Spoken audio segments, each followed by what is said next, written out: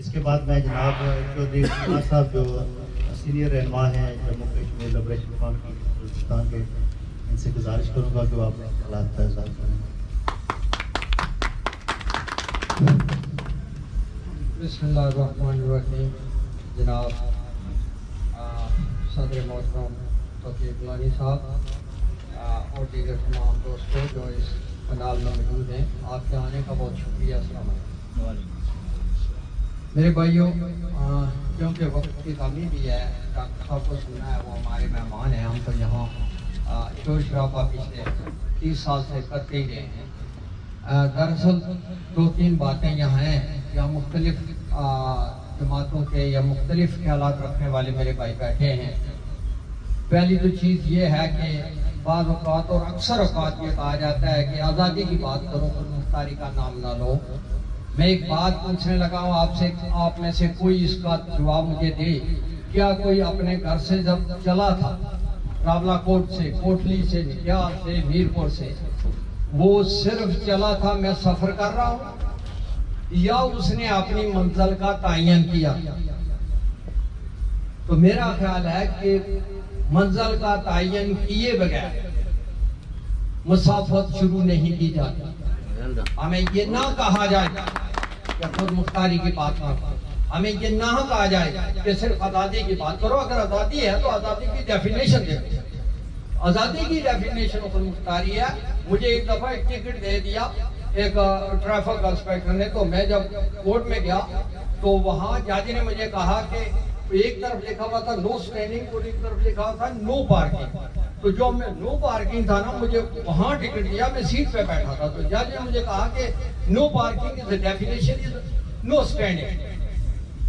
تو اس سے پہلے اسے چند ٹکٹ ڈسمس کیے، تو میں نے اسے پوچھا okay if no parking is a no stand is the definition you say sir, so what is the definition of no standing؟ نہ کھڑا ہونے کی کیا ڈیفینیشن؟ تو اس نے میرا ٹکٹ فوراً ایک دو کے نا ڈسمس کر دیا۔ بات یہ ہے اپنا حق لینے کے لیے سچی بات کرو، گھما پھرا کے کرتے کرتے ہمیں 73 سال گزر گئے۔ منزل کا تعین کرو، مسافت شروع کرو، تب ہی ہم منزل پر پہنچیں۔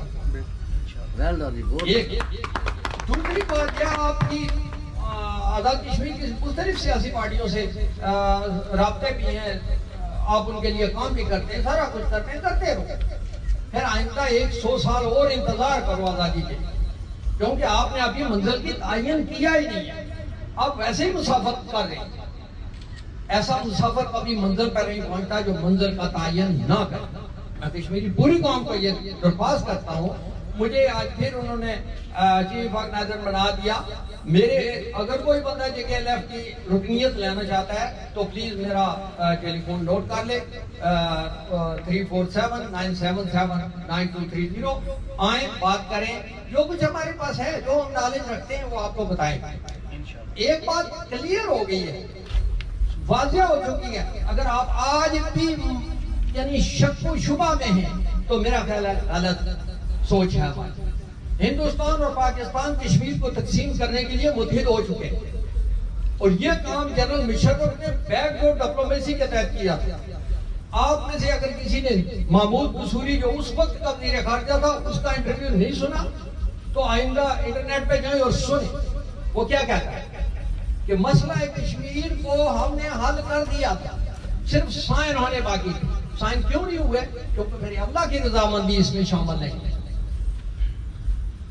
کشمیر اس طرف جو ہے آزاد کشمیر اور گلگت بلتستان، پاکستان اس کے علاوہ اور کچھ نہیں چاہتا۔ انہیں گلگت بلتستان سے لے کر دیکھیں یہ پرچم ہے، 4 دریا کو اس پرچم کی ڈیفینیشن دے رہا تھا، تو میں نے کہا یار کتنے ہم بے وقوف ہیں کہ ہمیں آج تک یہ پتہ ہی نہیں ریاست میں دریا کتنے ہیں۔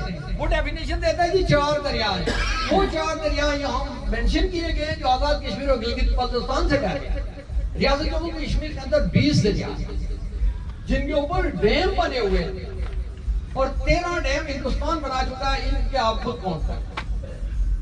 پاکستان ریاست کو اس طرح نہیں چھوڑے گا، لیکن ایک بات ہے، میں پاکستان کی بیوروکریسی، فوجی اور سول کے لیے یہ پیغام دینا چاہتا ہوں کہ جس دن تم نے کشمیر تقسیم کر لیا، اور تم اس بات پہ آگے جو کام تم کر رہے ہو، فوجی جنتا اس میں شامل ہے. یہ فوجی جرنیل نہیں ہے، میں کہوں گا یہ جرنیل نہیں ہے، ایک ٹولہ ہے جو ملک کو لوٹ رہا ہے، یہ ان کا معاملہ ہے. لیکن ان کو ایک بات وارننگ کے طور پر میں بتا رہا ہوں کہ جس دن تم نے مسئلہ کشمیر کو بندر بانٹ کے طریقوں سے جیسے تم کرنا چاہتے ہو کر کے ہو، اس کے دوسرے ہفتے میں تمہارے اوپر یہ امریکہ اور پوری دنیا وہ سینکشنیں لگائے گی جو تم بھول جاؤ گے زندہ رہنے کے لیے. اگر تمہیں شرم اور عقل ہے تو 1985 میں جب جنیوا اکارڈ ہوا تھا، افغانستان سے روسی فوجیں گئی تھی، اس کے بعد سے لے کر جب تک دوبارہ 9/11 ہوتا اور امریکہ وہاں جاتا، دیکھو اپنی کتنی سینکشنیں تمہارے اوپر ہے. تم نے اپنا مال مسالہ بیچ کے نارتھ کوریا، ایران اور لیبیا کو جو تسلیم کیا،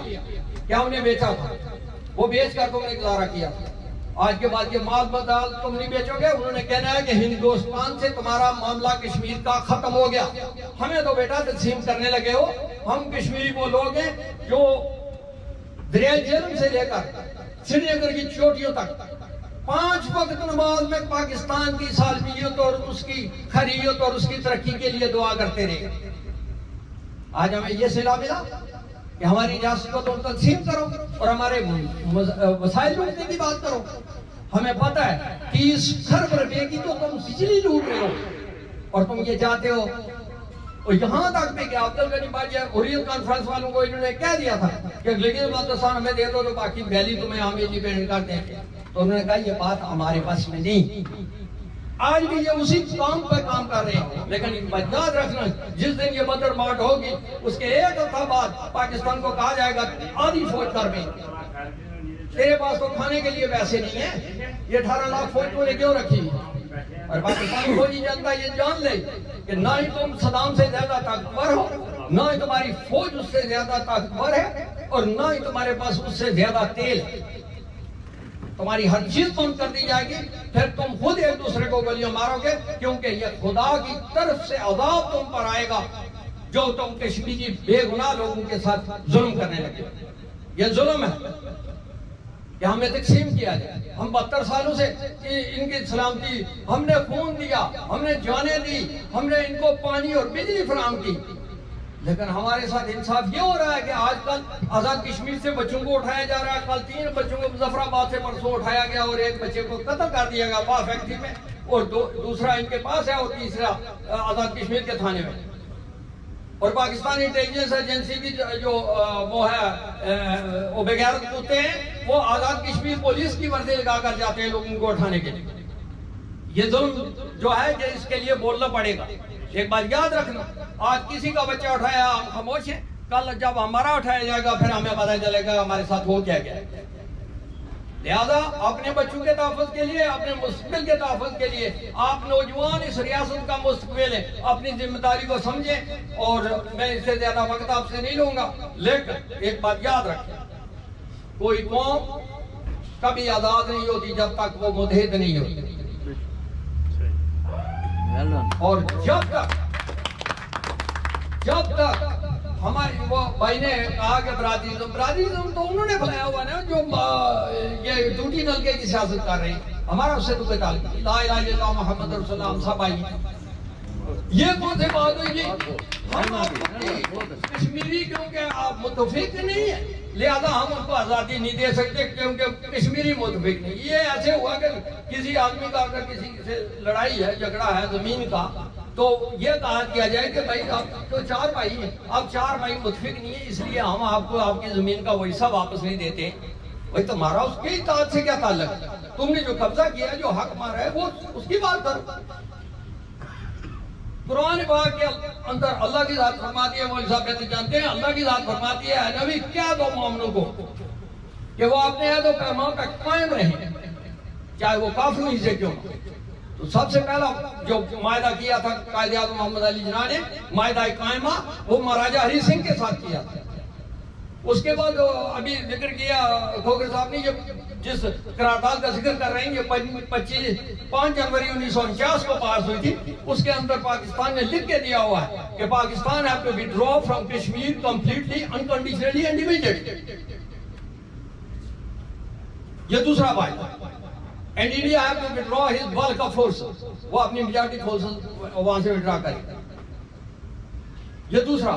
تیسرا معاہدہ جب سردار ابراہیم کو کراچی میں لا کر اسے کہا گیا کہ آزاد کی یہ گلگت بلتستان جو ہے یہ عارضی طور پر ہمیں انتظامی امور کے لیے دیا جائے, معاہدہ قائمہ جسے کہتے ہیں.